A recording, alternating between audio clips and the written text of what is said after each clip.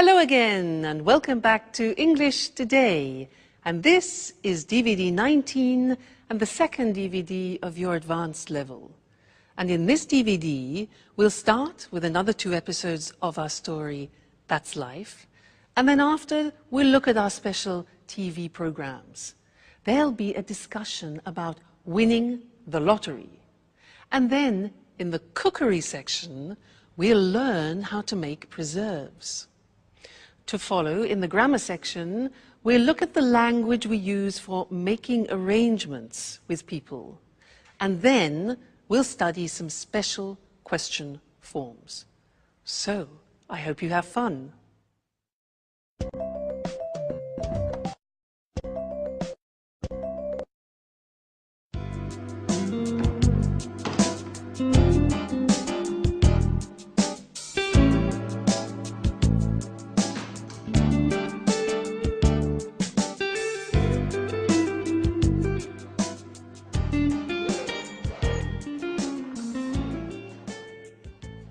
Here we are, home sweet home. I would have preferred to stay away just a little bit longer. Oh my God, look at the mess. Look at this place, and look at the dust.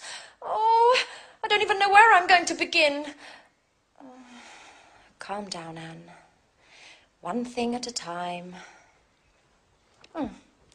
Let's just have a look at the post to start with. Electricity bill, heating bill, telephone bill. I can't believe there are only bills to pay. I'll open them later. Coming home from holidays, stressful enough as it is. Oh, here's a letter from Sharon. Let's see what she has to say. I'll tidy up later.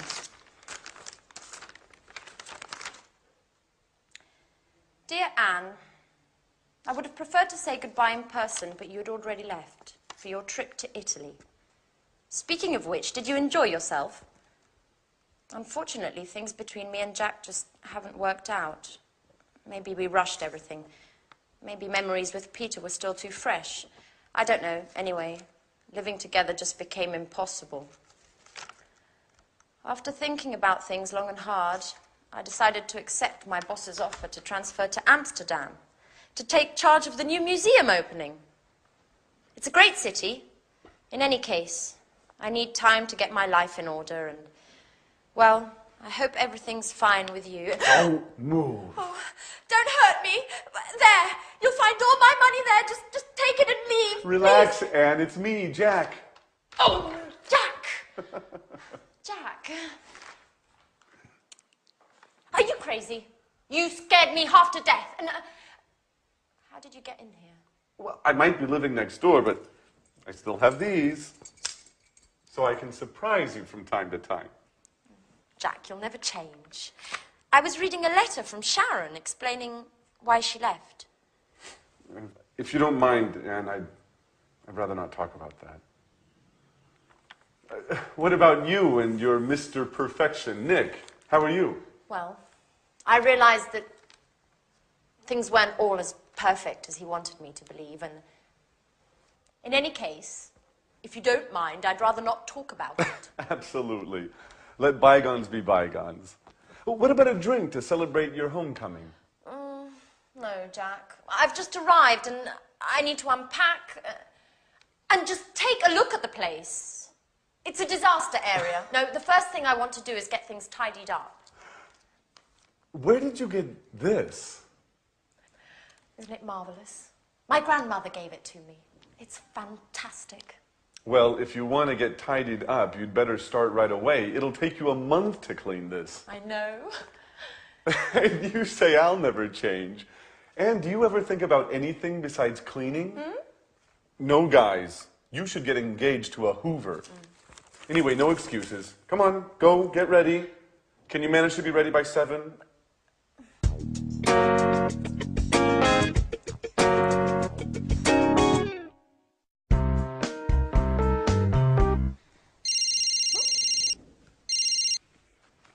Hello? Alice! Hi! Yes, And I'm here with Jack now. He says hello. Yeah, she says hello. I'm so happy. You know, Jack insisted on cleaning the whole house straight away.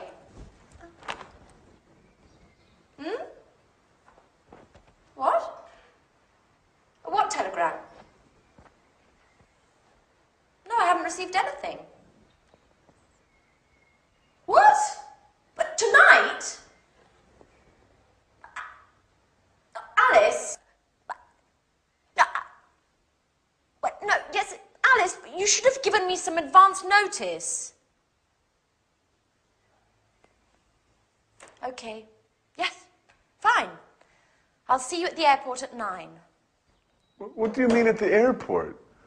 What did Alice have to say? She's arriving tonight at 9 o'clock. For good. And she's bringing a surprise. Wow. Well, that is good news. What, together again? All for one for all? Isn't that great, Anne? Yep. Fantastic. What's the matter? Why the sad face? Nothing. Well, it's just that I was just thinking about the poor house.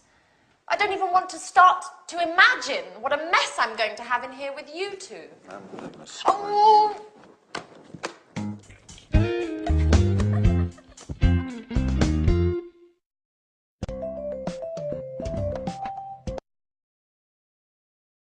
Hello, and welcome back to your live English language TV program. Did you notice in that episode that Jack was trying to invite Anne for a drink, and he was using the language of making arrangements? Well, that's what I want to study with you now in this lesson. And to do that, I want to use the telephone. Now, listen carefully to the conversation that I have, okay? Oh, miracles can happen. Hello? Oh, hi, Jane. How are you? Yeah, fine, thanks. Very well. Well, lots of work at the moment, actually. Yes, I know. I look forward to the weekend, too, just to relax a bit. And how about you? Yeah? Oh, what's going on? Oh, that sounds interesting. When? Friday. Oh, no, not Friday. I've got a concert. Yeah, I got a ticket to a concert on Friday. I can't make it. Well, what about Saturday? What are you up to on Saturday? Oh, really? Sounds interesting. Anyone I know? Oh, really? I haven't seen him for ages. Yes, I'd love to. Okay, well, what sort of time? Yeah, all right. Well, if you want, I can give you a lift. Yeah? Let's say I'll pick you up at about 8-ish. Great. Oh, by the way, what type of clothes? Is it posh? Is it casual? Fine. All right, great, great, great. Well, I really look forward to it. All right then, good. See you then. All right then. Bye. Now, did you notice that was a nice invitation, that? I was using certain phrases which are very common in English when we are making arrangements. And that's what I'd like to look with you now on the screen. All right? Making arrangements. So, first, suggesting an appointment. Now, there are various things we can say in English to suggest an appointment. For example, what are you up to on Friday? Now that's unusual. The verb is to be up to. What are you up to on Friday? So that's a colloquial expression, and it means just simply, what are you doing? What are you up to on Friday? Other expressions, this you already know, we've learnt it. How about, or what about going to the cinema? Remember those? So they are informal. Another possibility is, could you manage a meeting on Friday? This is a bit more formal. Manage means organize. It's a word we use very often. Okay? Could you manage a meeting on Friday? Another possibility is, do you think we could meet up? Do you think we could meet up, which means get together? And also, I wonder if we could go. For example, I wonder if we could go to a show together. I wonder. So, wonder is a word which we use, and it's talking about thinking something over. All right? So, those are different ways of suggesting an appointment. Now, usually, when somebody suggests an appointment, you have to look in your diary.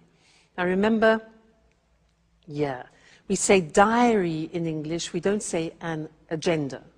Okay, so you look in your diary to see what your availability is. And you can say, for example, on the phone, you say, just a minute, I'll have a look. I'll have a look in my diary. Or you could say, let me just look in my diary. Two very common expressions. Now remember, alternative words for diary are an organizer or a day planner. These are words which are often used. Day planner and organizer. All right? Good. Now we have to talk about a time. So you could ask, are you free at 8 o'clock, for example? Or could you manage, you notice manage again, organize. Could you manage Tuesday? Or would Friday at 5 suit you? Now look at the spelling of that. S-U-I-T. We don't say suit. We say suit. And suit is very common. It means to be convenient. So, would Friday at 5 suit you? Another very common one is, could you make it? Could you make it on Monday, which means could you organize yourself? Could you make it on Monday? Or another possibility is, when would you be available? Available. More formal, when would you be available? All right? Great. So now, we've talked about the time. If you want to reject, say no to a suggestion and an arrangement, these are the possibilities. You can say, I'm sorry, I'm booked up on Friday. Now, booked up means that your agenda is full, okay? So I'm booked up, my agenda is full, my diary is full, my day planner is full, okay? So, you can also say, I'm afraid I'm busy on Friday. I'm afraid. Now, I'm afraid means unfortunately. It's the same meaning. Unfortunately, I'm busy on Friday. All right? Or unfortunately, I can't make it, which is what we've used before. Great. Now, if you want to accept the suggestion, you can say, I'd love to, which is something we learned in socializing. I'd love to, or that'd be great. That'd be great. That would be great. And the last thing is to confirm the arrangement. So here you can say, fine, so that's Wednesday at 7 o'clock in your office. Notice we say, so that's Wednesday at 7 o'clock in your office. So that's. Good. I'll see you later then is less formal. And more formal, I look forward to seeing you on Friday. Remember, we've learned that expression too. I look forward to seeing you on Friday. Very common. All right, so that's all the language of making arrangements. And I look forward to seeing you again in our next lesson. So until then, goodbye.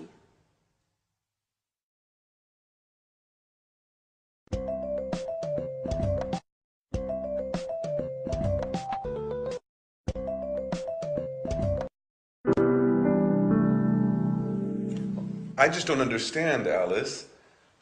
Why did you leave the job you were doing with your father? Had you started arguing again?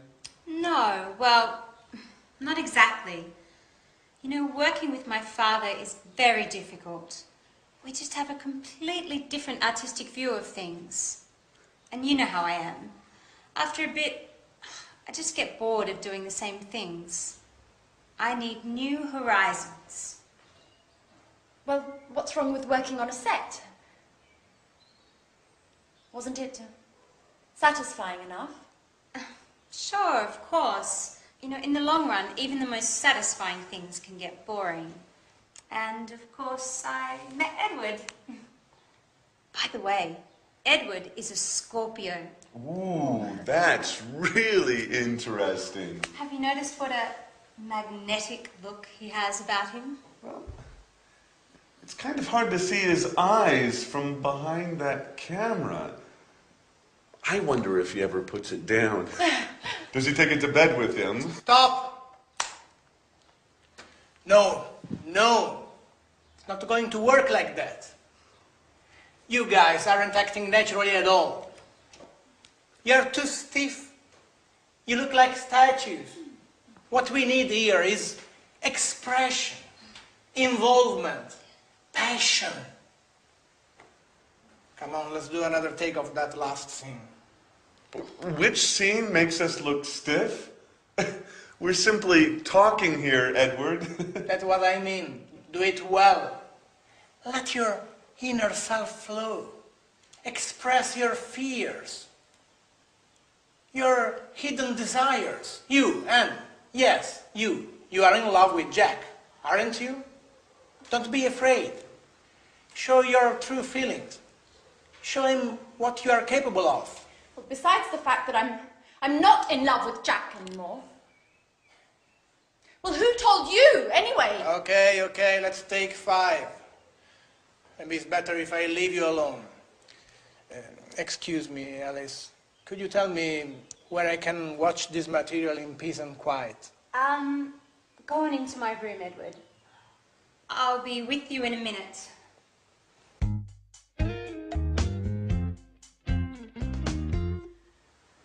Okay, Alice. Could you tell me what the hell you said to him? Just the truth. When Edward told me about his love of reality shows, I jokingly told him he had to meet you guys because life in this house was more exciting than a soap opera. He asked me why, and I told him everything. Okay, what exactly do you mean by everything? Well, about you and Peter and how you fought over Sharon, and about Anne's unrequited love for you and how she discovered your relationship. In other words, all the emotional goings-on of recent. Oh my God, Alice. What got into you?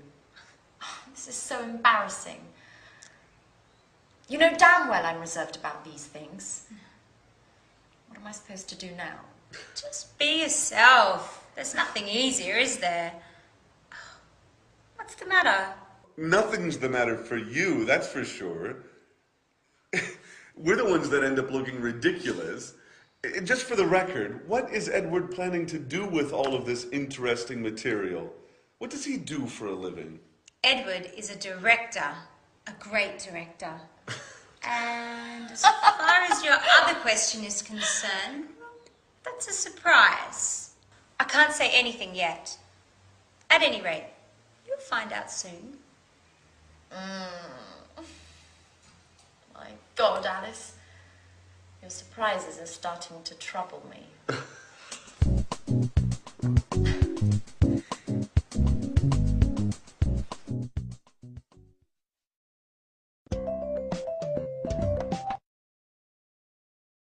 We like surprises, don't we?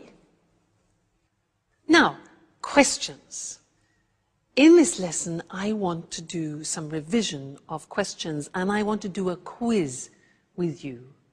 And I want to ask you some special questions, those unusual questions in English. And I want you to try and find the correct answer by understanding the real meaning of the question. Let me give you an example. If I ask you, what's he like? What's he like? What answer would you give me? What's he like? You remember? Okay, it's not the verb to like and dislike.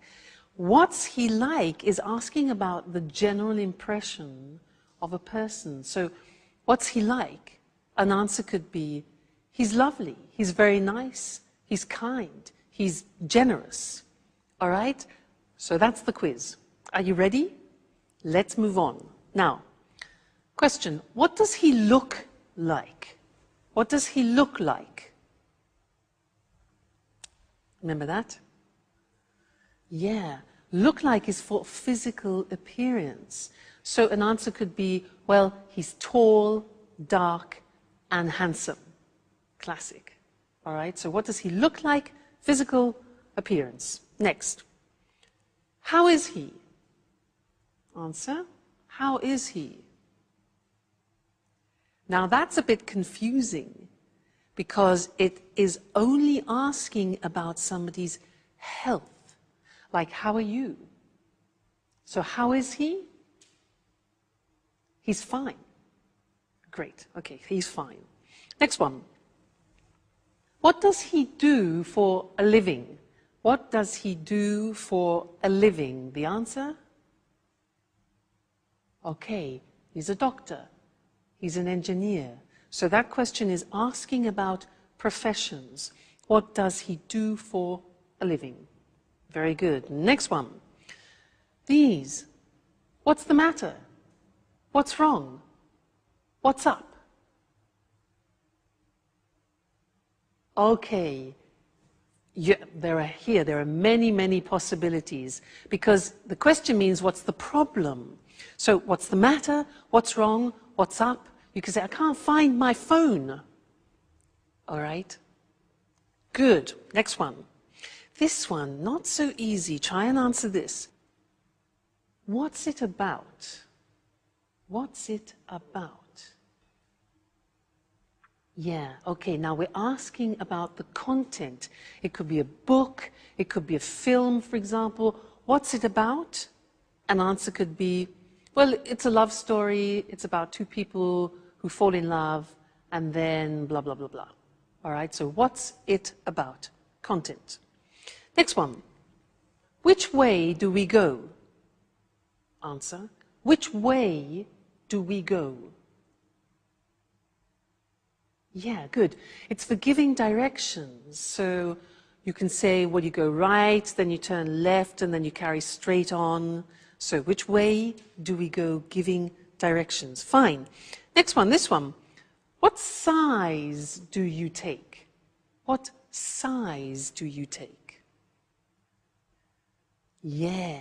Now, we're talking about clothes. We're talking about shoes, for example. We don't say what number do you take, but what size? So you could say, for example, I take size 12 or I take size 42. All right, so what size do you take? Great. Next one. How long does it take? How long does it take or how long is it going to last? 1 hour? 15 minutes? All right, so how long does it take? How long is it going to last? Is for a length of an activity. How long does it last? Strange that, yeah? Next one. This is difficult. Do you know this? If I say to you, well, what do you reckon? What do you reckon? Huh. Do you know that? It's very, very, very familiar language. Reckon is the same in English as what do you think? What do you reckon? What do you think? Good. Next one. What's it made of? What's it made of? If I show you this. What's it made of? Plastic. Right. So what's it made of is for the substance. Wood, plastic, paper, etc. All right? Okay. This one here.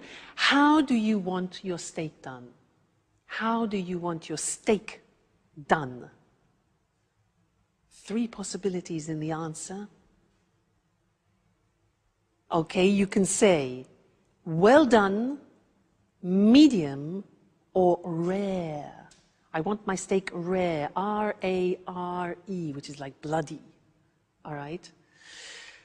And the last one, do you know this? What am I supposed to do? What am I supposed to do? Yeah, exactly. You're supposed to go to bed now. Now, this is asking for advice. It's like saying, what should I do? It's exactly the same meaning. Great.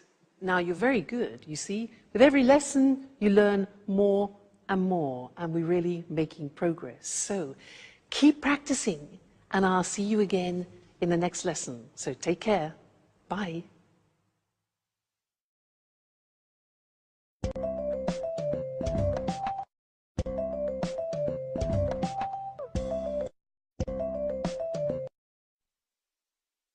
Hello, everyone.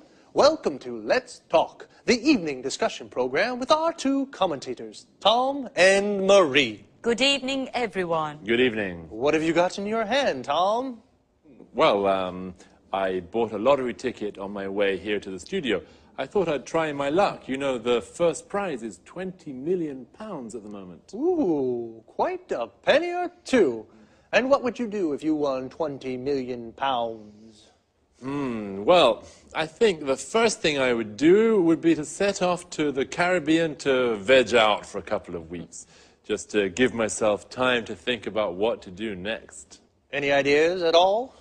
Well, I'd certainly want to have a good time just after winning anyway, but I wouldn't fritter away all the money on parties and things. Sounds sensible.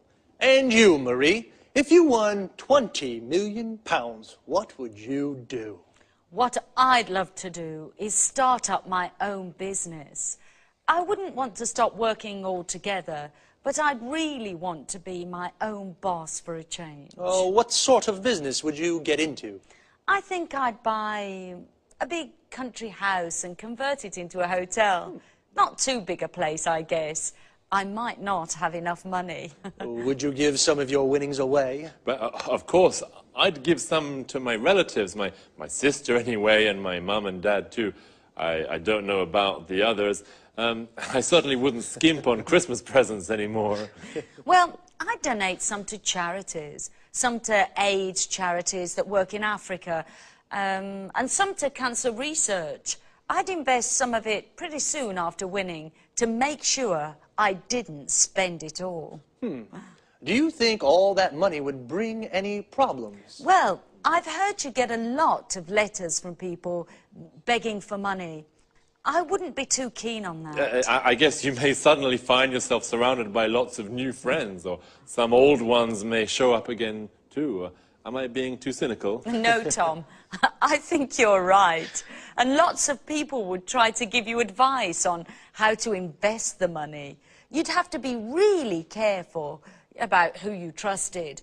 Winning huge amounts of money can destroy people's lives if they can't handle the changes all that money brings. That's true. And aren't state lotteries just another form of taxation? An unfair, hidden form of taxation. Poorer people spend lots of money buying tickets with very little chance of winning. I don't think government should be involved in selling dreams through lotteries. Well, maybe you're right, Eric. Lotteries sell illusions, but tonight, I want to dream. Okay, Tom, keep on dreaming them. Good luck for the draw, and goodbye to you and Marie. Goodbye. Goodbye. Would you like to win £20 million? Well, think about it, and we'll see you again next time for another discussion of Let's Talk.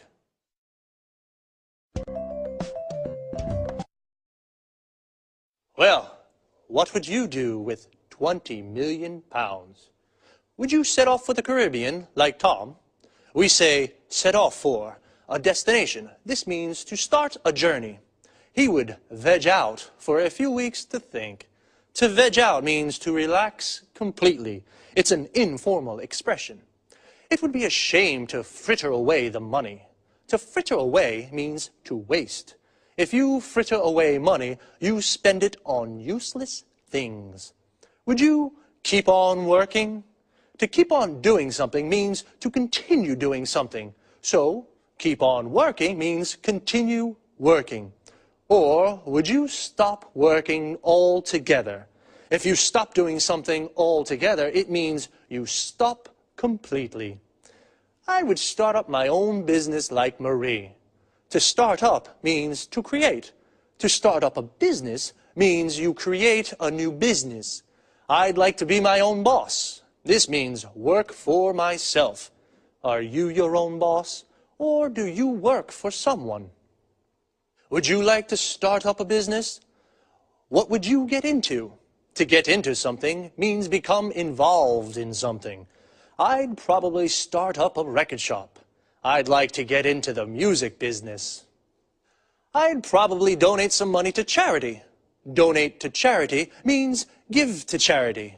Would you donate any of your winnings? Your winnings is the money you win. I guess, though, unexpected people may show up if you suddenly won so much money. To show up means to arrive. And as Marie said, lots of people may start begging for money. When you beg for something, you ask for it desperately. Perhaps I'll try my luck and buy a ticket too.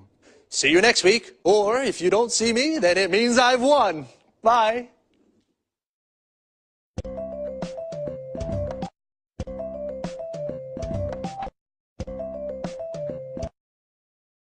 Good morning from Cooking Today. Here we are with Lisa French, our expert homemaker. How are you, Lisa? I'm fine, thanks. Hello, everybody, and welcome to my home. I wonder what you'll talk about today. An interesting theme, preserves. This reminds me of my granny. So what kind of preserves are there?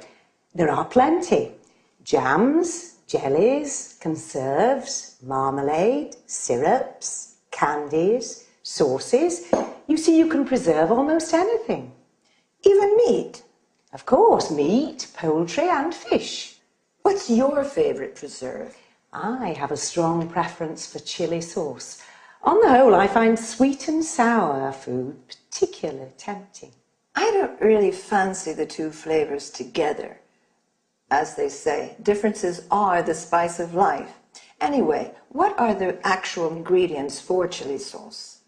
Tomatoes, peeled and sliced in chunks, chopped celery, ground onion, green peppers, a cinnamon stick, chili, mustard, brown sugar, and vinegar. That's all. And meat, I suppose. You're right, mince meat. I adore chili. I'm curious about vegetable canning. What's the right procedure? That's easy. Once you grasp the basic rules, it's quite simple. All you have to do is heat the food in sealed jars. So simple. Well, you must sterilize containers and lids before canning. Now, this may seem like a stupid question, but heating is important, isn't it? Of course. The heat destroys the bad bacteria, so you can enjoy your preserves all year round. Great. And now, what about canned tomatoes? They used to be popular in summer when I was young. Yes, for this preparation, dip tomatoes in boiling water first. Why? To loosen skin. Dip quickly in cold water, then peel them. And once peeled, what else? Cut out stem ends and quarter them. And you boil them again, don't you? Right. First you add salt and basil. Then pack tomatoes into hot jars. Don't forget to close the lids well. Fantastic. And now, how do you make, let's see, jellies? Oh, I have a pretty good mint jelly recipe. You combine water, vinegar, mint and sugar in a large saucepan and bring to a boil. Then add fruit pectin. How long should it cook? Heat to a full rolling boil and boil hard for 1 minute. Then what? Just remove the leaves and pour into hot jars. Then seal with paraffin. It's easy. This sounds much easier than I thought. I'll try it. Thank you, Lisa, for your fantastic tips on preserves. And I'm looking forward to seeing you next week. Thank you. You're always welcome in my home.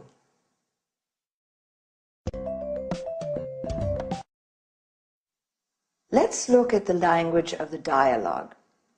A preserve is one of the various methods to store food for a long time, such as canning, drying, bottling, freezing, and so on. Lisa gave examples of food preserves. Jam comes from cooking fruit with sugar. Notice that jam is also used when you're stuck in one place in a traffic jam. Jelly is food made from gelatin. Well, not only food. Even your legs can be wobbly like jelly when you're afraid. Marmalade is jam made from oranges, while conserve is jam containing large pieces of fruit. Syrup is made from fruit pulp, sugar, and water. And candy is fruit cut into small pieces and boiled with sugar and dried. In the US, candy means sweets in general. And finally, a sauce is made from fruit or vegetables boiled into a thick liquid. The adjective saucy is used to mean also impertinent person. When you make preserves, make sure you have sterilized jars and check if the lids are well sealed. Canning is also used to mean the same technique, but a can is made of metal. Lisa said that sweet and sour is her favorite flavor. This is typical of Chinese cooking, where dishes can be sweet and sharp due to the addition of vinegar. Then, talking about food preparation, Lisa used chop, which means to cut into small pieces or chunks. Slice, that is, cutting into flat pieces. Grind, which means to cut into fine powder, as with coffee and pepper. And quarter, cutting into quarters, for example, an apple or a tomato. Then, regarding boiling, we say bring to a boil, or to a full rolling boil, or boil hard. I finished for today. Look after yourselves. Bye.